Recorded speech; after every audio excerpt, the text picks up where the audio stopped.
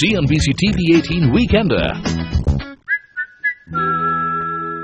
Welcome back. You're watching CNBC-TV18 Weekender. We have with us the multi-talented Malaika Arora Khan. So tell me, Malaika, what made you turn an entrepreneur? Again, was it something that you thought you will be, or it was just a gradual process that, you know, you've done so many things, now what's next? Well, it's always what next. I think that's pretty much part of all of us, you know, who work in this business, and so is everybody else. What next? And I think the opportunity came my way. It literally was at my doorstep, and I kind of mulled over it. I thought over it, and I said, you know, I think it's the best, you know, possible way to kind of take myself forward. It's literally an extension of me, and at the same time do something that I really enjoy. So that's where the whole seed was put in and planted in my head, and I just said, fine, let me just go with the flow. I knew nothing about it. TheLabelLife.com is a one-stop destination for women for curated clothing, home decor and accessories. While you take care of the clothing aspect, Suzanne Khan is the editor for home decor and Bipasha Basu for accessories.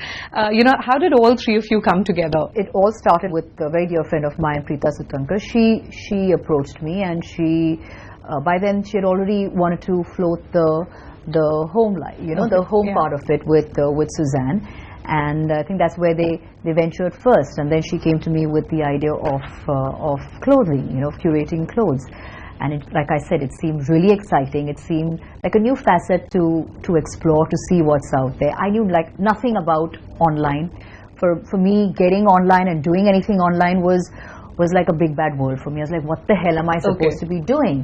She sat me down, she spoke to me, she, you know, kind of, you know, ran me through the whole thing. I spoke to everybody that I could, just trying to gather information, read up on stuff, and it kind of made sense to me. And I think she's got a great choice of three wonderfully headstrong women, talented, and who know what they want and what they want to get out of life. And I'm really glad that she managed to get this group together, and each one of us has a very dedicated design way of how we want to go forward, what we want to do, where she sees each one of us positions, and each one of us, that's our forte, and I think that's where they're tapping, and that's what works for the label life. What would you say is the venture's USP? Because like you said, you know, we have so many brands online doing home decor or clothing and even accessories. So what sets the label life apart? Our USP, like we talk about, is basically elevating essentials, and by that what I mean is, if you're looking for that one white shirt,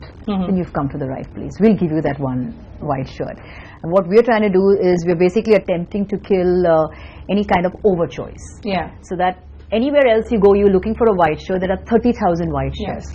We eliminate that process for you. We make it simple, we make it easy for you. Take us through your collection, the closet label, you know. What do you keep in mind while you're designing these clothes? For me, I believe in essentials. I think you should have those essentials in your wardrobe before you try to experiment and try to have 8 million other things. So for me, whether you have a great white shirt, you have a maxi dress, you have a wrap dress, or you have the perfect skirt, you got to have the perfect essentials in your wardrobe, which is what we are striving to do. And of course, you accessorize it right, you style it right, all of that eventually falls into place.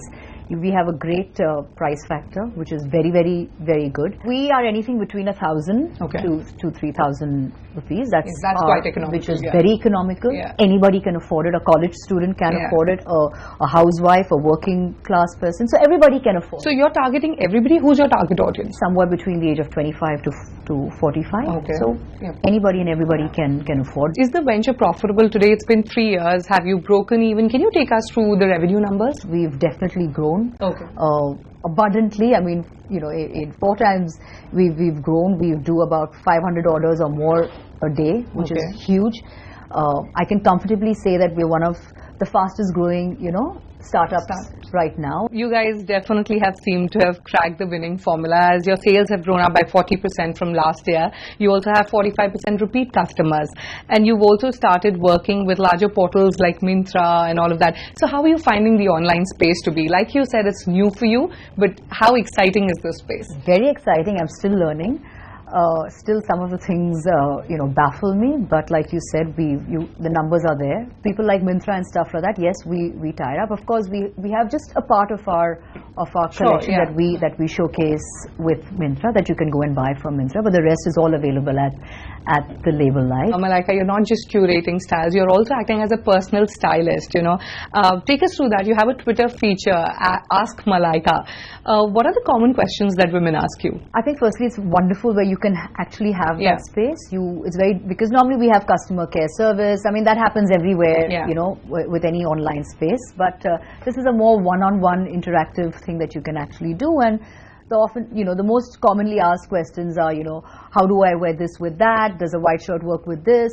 Or can I, when I go to office, do I look, what can I wear? Should I wear accessories with this? Should I overstyle it or understyle? The typical normal questions that any girl would ask. And I think it's really endearing. It's really wonderful because then you kind of know where we need to concentrate on, what we need to concentrate on. Maybe this is the areas that that women keep going back to. So I think those questions also help us get to know our business better and act better on it. So can you tell me some quick fixes for working women, especially where we don't have time to just get up, run to office? What is that we must have?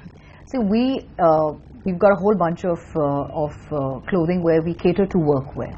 So whether it's a wrap dress or a maxi dress, I think, or whether you style pants with a shirt, or even a skirt with a cami that I'm wearing, you just throw a jacket over it. So you go literally from office to, and that's what we keep telling our customers. You can actually dress from office to play later. So you can throw on a jacket or take off the jacket and be ready to go out at night. So the way you're dressed right now is just is perfect. It's perfect office wear. Now you, Suzanne and Vipash, all three of you curate for the label life. How does the dynamics between the three of you work? I understand that three of you have different segments to cater to, but sometimes does that happen that you're suggesting her on something, she's suggesting you about clothing? So far not really. I think we have our work cut out pretty specific for each one of us, and I think each one of us knows, what we're good at. Even though I may feel that I have a great eye on detail for home decor, I personally think I do. But I think that's not really my area and my space of expertise. And I think Suzanne knows it like the back of her hand, and she does a fantastic job. So I don't ever see where we ever, have to get into each other's space. We complement each other.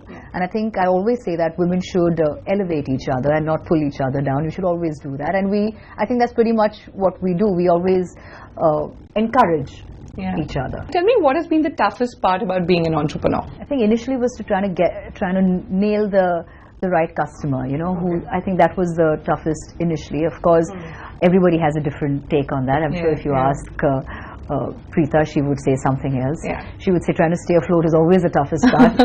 Fending off competition is always the toughest part. Like initially we thought, certain things like sleepwear, initially we were like, that would fly off, but it didn't fly off. It took a while, and I still remember saying, we should do swimwear because we don't get great swimwear in this country. Nobody makes great, and everybody's shy about buying the right kind of swimwear. And we pushed that, and it took a while. It took a long time, but then eventually we saw people really started, really started liking it. So we learned from our mistakes, and I think that's the only way you can move forward, when you learn from your mistakes. All right, on that note, time for another short break, but don't go anywhere as we put Malaika on a quick rapid fire when we return. Whoa, you didn't warn me. CNBC-TV18 Weekender.